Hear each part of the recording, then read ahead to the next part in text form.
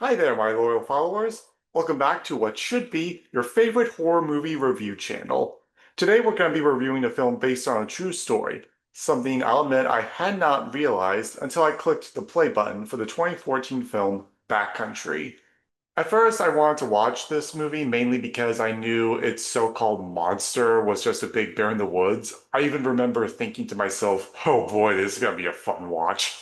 But once the opening credits revealed it was based off of true events, it really altered my perception of it from then on.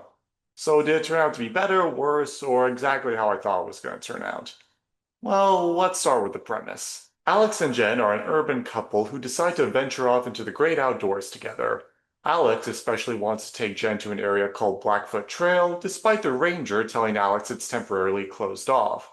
But Alex decides to simply pay off the ranger and take Jen there anyway.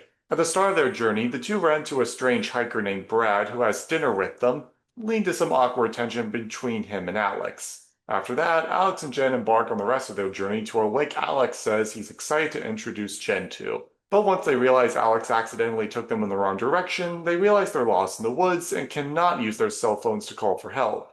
And also, there's a predatory bear in the woods ready to strike at them.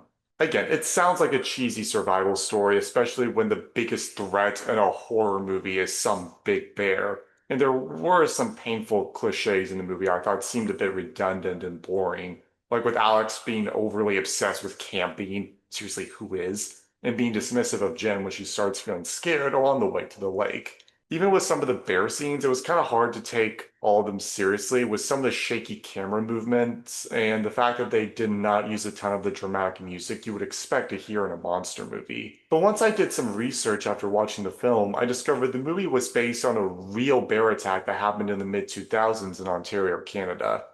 After that, I ended up looking back on the film a lot differently.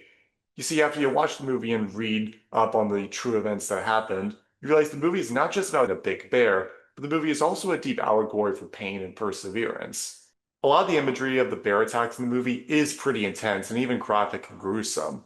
Not that I have not seen similar special effects like it in other films, but the big difference between a film like this and movies like Alien and Predator is that bear attacks are some traumatizing experiences that can happen to people in real life, and have happened to an unlucky few.